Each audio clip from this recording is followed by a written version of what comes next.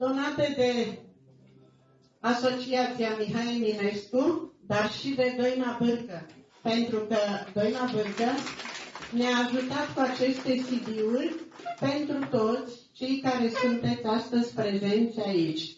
Mai avem acolo câteva pentru cine poate, eu știu pe aici, dacă au rămas fără, nu-i problemă. Și o felicit și mulțumesc Doinei Bârcă. Și cu toată aprecierea. Mulțumesc și eu. Dați-mi voie pentru că vreau eu să nu vorbesc mai mult. Sunt atât de mulți scriitori și toți doresc să vorbească și este și normal acum despre acest mare om care va tăinui în veacuri, Mihai Eminescu. Avem aici în față portretul marelui scriitor, geniului Mihai Eminescu, care a fost desenat, graficianul Mihai Cătruna a desenat atât de frumos acest portret uitați-vă, stă să vorbească.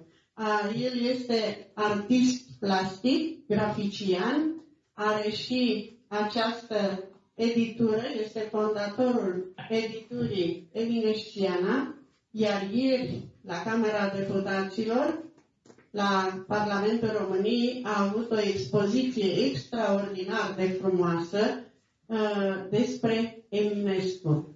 De altfel, pe afiș ați văzut că este o poză în mijloc cu Mihai Eminescu. Grafica îi aparține, iar acel tablou a fost expus ieri la Camera Deputaților, unde și membrii asociației noastre Mihai Eminescu Luceafăru a fost prezentă doamna președintă a Asociației Maria Petrescu, doamna vicepreședintă a Asociației Aura Ungureanu, bălăioara frumoasă acolo așa, Maria Niculescu, scriitor și mulți alții, da? Da, foarte frumos. Acolo s-a adus un omagiu marelui nostru scriitor, geniului culturii populare românești, culturii naționale românești, Mihai Eminescu. Dați-mi voie să îl invit pe scriitorul pe care eu personal îl apreciez enorm de mult, dar toți îl apreciem pentru că peste tot este căutat, peste tot este invitat, foarte greu reușești să îl ai într-un eveniment, iar astăzi la acest măreț eveniment în care sărbătorim Ziua Culturii Române, naționale și române și pe Mihai Eminescu, nașterea scriitorului, geniul scriitorilor și geniul națiunii noastre, al culturii, Mihai Eminescu, Cătălin Pili.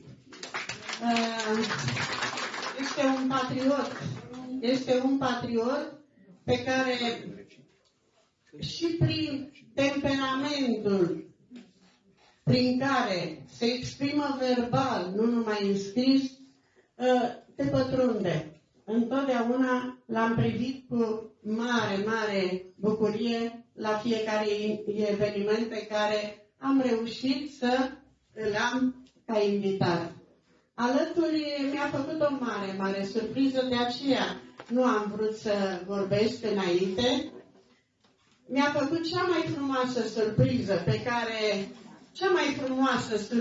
pe care puteam să o am la acest eveniment, pentru că maestrul muzicii folk, domnul Eugen Stan, este aici.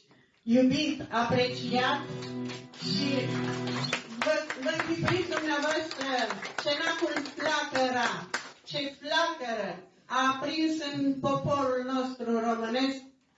Mare lucru ca acești tineri de atunci și tineri și acum, prin tot ce fac, prin muzica pe care în continuare o promovează, iar noi le suntem recunoscători îi iubim din tot sufletul, pentru că nopți întregi nu dormeam, ca să fim ca o flacără, o văpaie, un vulcan. Toți eram la unison, muzica folk. N-a murit și nu va muri niciodată. Adrian Păunescu trăiește în fiecare din noi. Iar Eugen Stan, alături de Piri Cătălin, au pus pe versurile lui Cătălin, cu muzica lui Eugen Stan, au făcut un liant atât de frumos și vreau să-l ascultați și dumneavoastră acum. Să-i ascultați pe amândoi.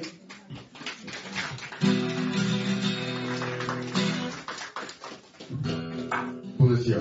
Vreau să mulțumesc doamnei Ioana Voicu pentru această onoare. Mă onorează să vă cunosc pe cei pe care încă nu-i cunosc și să-i salut pe cei care îmi sunt dragi, Maria, Auraș, Maria, doamna Vârcă.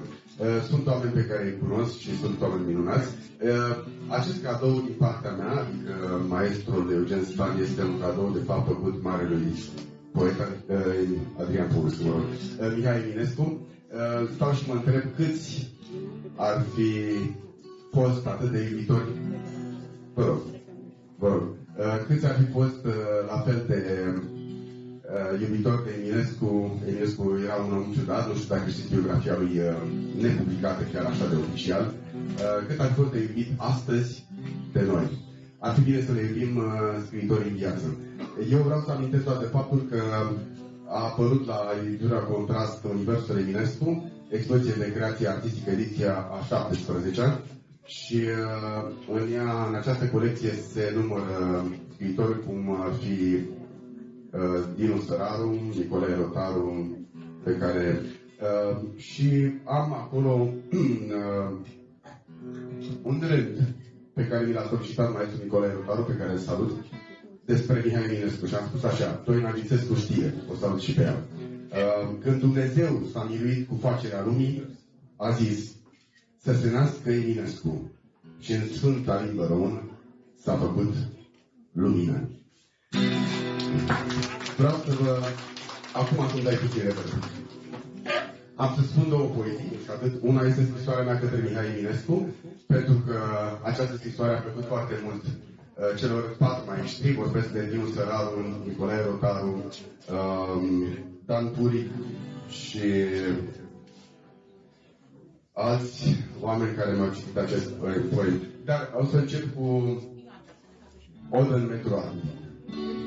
Nu cream să învăț, am murit vreodată, turnul tânăr înfășurat în manta, ochii mei înălțam la steaua singurătății, când odată tu răsăriși în cale, superită tu, dureros de dulce, până în fund bămâi voluptatea morții, neîndurătoare, jalnic, art de viu, chinuit ca Nesus, ori ca Hercul, înveninat de hainai.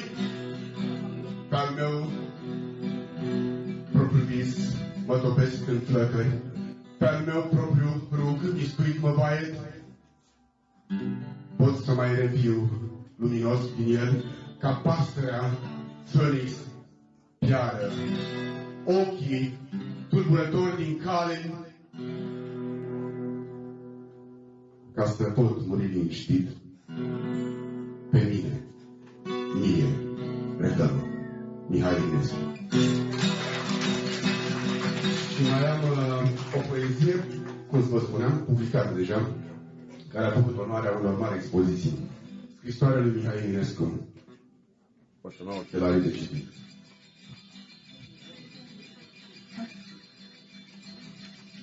Mă auzi tu, Eminescu cel Mihai?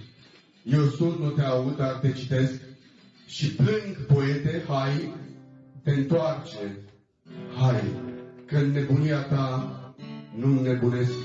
Mă simt ciudat ca omul cel luceafăr și întristat sărmanul Dionis m-a tot rugat în crâșmă să te apăr. Ce faci, Mihai? De mult nu ne-ai scris și despre Veronica să-mi dai veste. Și scrie și lui Creangă m-a întrebat cum ești, Mihai, și dacă vieți este, ce să le spun, să-mi scrii neapărat. nu pot să mint când ei vorbesc de tine. Le-am spus că ți este rău, că ai fi bolnav, dar ei tot vin, te caută la mine și mă întreabă dacă este grav. Eu pot să-i amăgesc un secol, două, o clipă sau mai mult de o uitare, dar uită-te și tu, Mihai, cum plouă și să obosiți și atâta așteptare. Și apoi, prietene drag, cum să-ți spun, mă apucă și pe mine o întristare, că spune lumea că ai fost nebun și ca poet că n-aveai dezestrare. Dar stai, nu plânge, scrie poezie și Dumnezeu va mântui mereu pe tine, pe măicuța Românie. Eu pentru ea, Mihai, îți scriu și eu, desigur, drag poet și frate în soartă, n-am nebunia de a mă ști nebun, cu tine și cu țara mea mă iartă, dar trebuie să-ți dau de veste acum, e greu, Mihai. Copiii mor de foame, bătrâni sunt scuipați, batjocoriți și le conduc, Mihai, bufoni, mădame, românii în România soropsiți, mă iartă că scriu, dar cum să-i spun? Românii toți se privedesc prin lume pentru o funie frecată cu săpun și țara noastră nu mai are nume. Cui, Doamne, să-i scriu dacă nu ție, tu cel mai aprig gând național, ne milă de măicuța Românie și unde au adus-o, în ce hal, artiștii cântă trist prin șantiere, poeții sapă grob prin cimitire, oamenii buni nu au nicio putere, vino, Mihai, că eu miez din fire, toți proștii s-au ales cu lefuri grase, cu funcții și cu titluri doctorate, etnii ne aruncă să plecăm din case, unde să mergem, Mihăiță, frate, nu te rețin, cum îți spuneam, mai scrie, pe la jurnalul Dreptul Tău Cuvânt, să faci cumva ca Sfânta Românie să aibă veșnic Sfântului Pământ și să-mi scrii de ai vreo trebuință o pâine românească să-ți trimit și să rămâi statornic în credință. Mihai, poporul ăsta n-a murit, mă auzi tu, Eminescu cel Mihai, eu surd nu te aud, dar te citesc și plâng, poete, hai, te întoarce, hai, că în nebunia ta înnebunesc.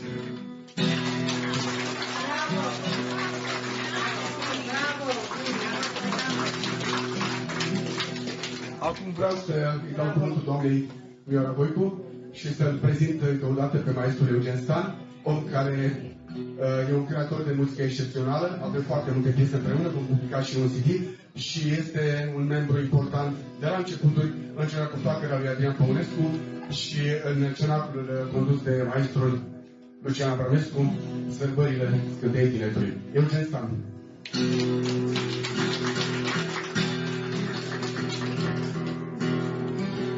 Pentru mine nu e vreme să trăiesc și nici să mor.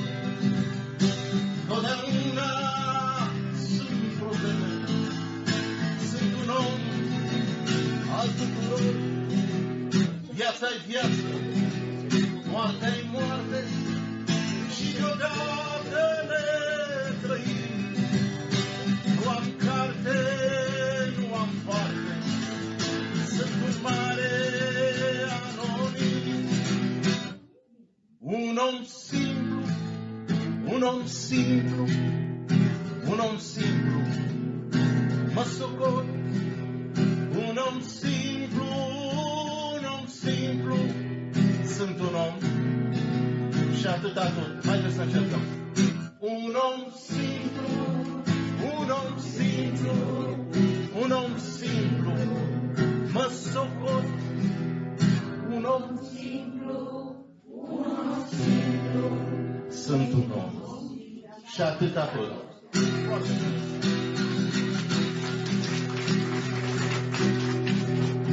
Dacă merg să beau o bere, sunt privit ca un miloc, să plec grabnic mi se cere ora închiderii.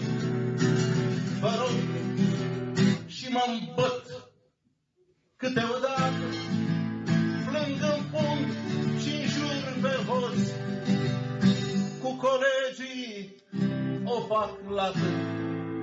Și v-aș lua de gând pe toți să încercăm. Un om simplu, un om simplu, un om simplu, mă socot și mai tare. Un om simplu, un om simplu,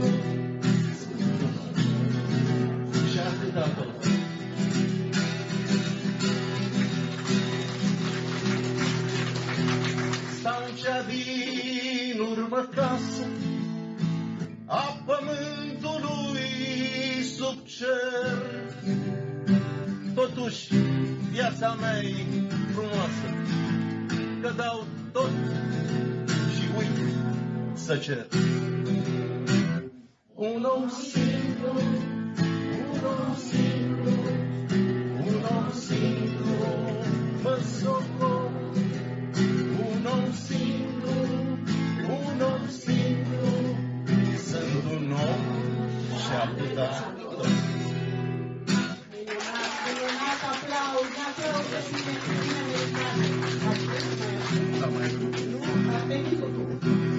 Mai vreți să ascultați o piesă? Bine. Atunci două. Bonus, auzi, Suntem în direct.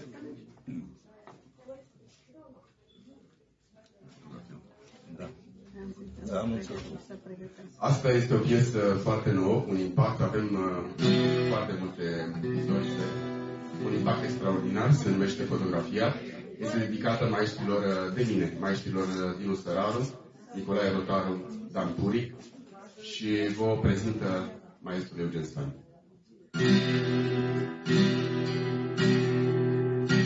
Noi despre noi ce să ne amintim, din ce eternitate cine știe, din cât ne chinuim și suferim, atât rămânem o fotografie. Și un plâns sadarnic, un copil, un nepot, o carte sau un premiu, panoplie, nu vom muri, v-am seamă chiar de tot. Rămânem totuși o fotografie. Am nevoie acum o fotografie. O fotografie. Rămânem totuși o fotografie. O fotografie. O fotografie. Rămânem totuși o fotografie.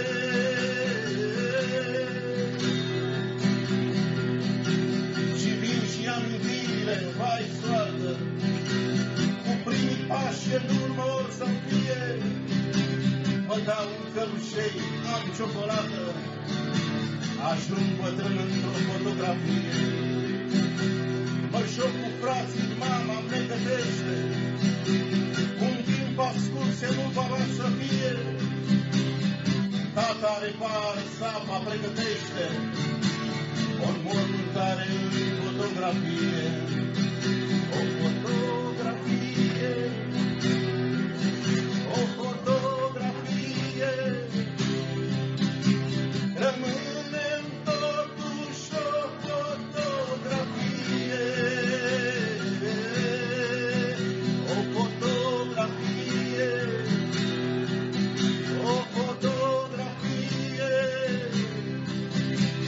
Rămânem totuși o fotografie.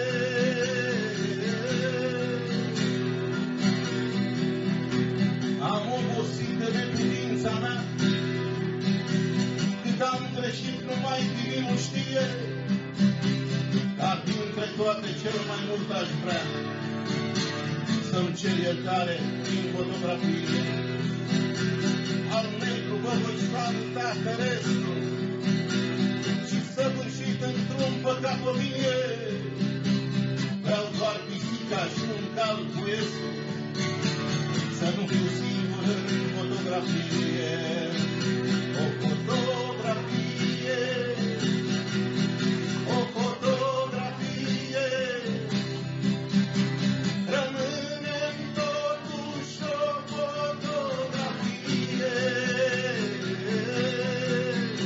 O fotografie. O fotografie. Rămânem totuși o fotografie. Și la finalul din tablou mare, și așezat și prăbuit, vai mie, să îmi lăsați iubita să mă care prin viața într-o fotografie. O fotografie, o fotografie, Mai cu viață. rămâne totuși o fotografie. Bravo. O fotografie,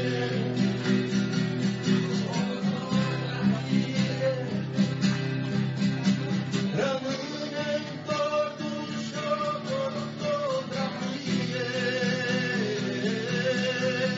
O fotografie, o fotografie, rămâne totuși o fotografie. Odată, o fotografie, o fotografie, Toți suntem o fotografie. rămâne totuși o fotografie.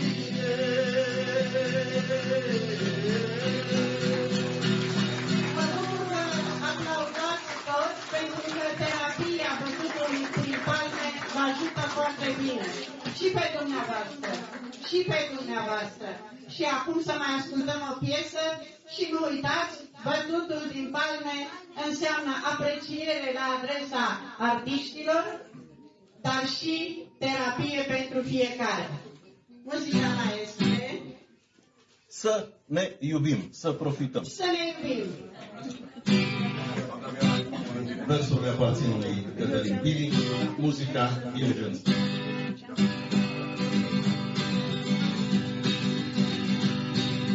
Se iubesc să câmpi peste noapte, acum spre cer înalță către vis.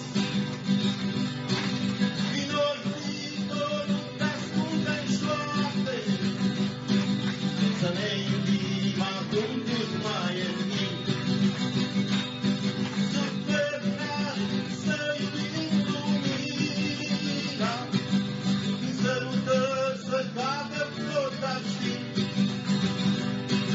Timpul e scurt și nu e a noastră vina, să ne iubim acum cât mai e timp.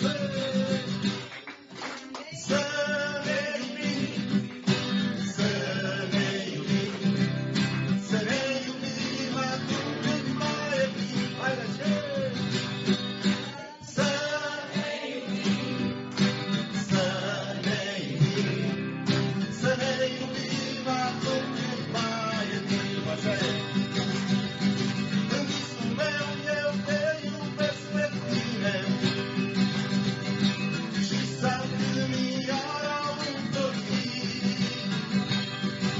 Vino iubito, vino lângă mine, să ne iubim acum cât mai e timp. Primăveri se joacă în părul tău, aceasta este noaptea învălită. Eu vreau să te iubesc, ești visul meu, să profităm de clipa fericită. Să ne iubim, să ne iubim, să ne iubim cât mai e timp. Să ne iubim, să ne iubim, să ne iubim acum cât mai e timp. Doar zeii ne arată câteodată că timpul naște între timpul vânt. Doar prin iubire viața e curată, din dragoste ne naștem pe pământ. Să ne iubim, să ne iubim, să ne iubim acum cât mai e timp. Să ne iubim, să ne iubim, să ne iubim acum cât mai e timp. Dar atunci să ne iubim, să ne iubim, să ne iubim acum cât mai timp. Hai. Să ne iubim, să ne iubim acum cât mai e timp.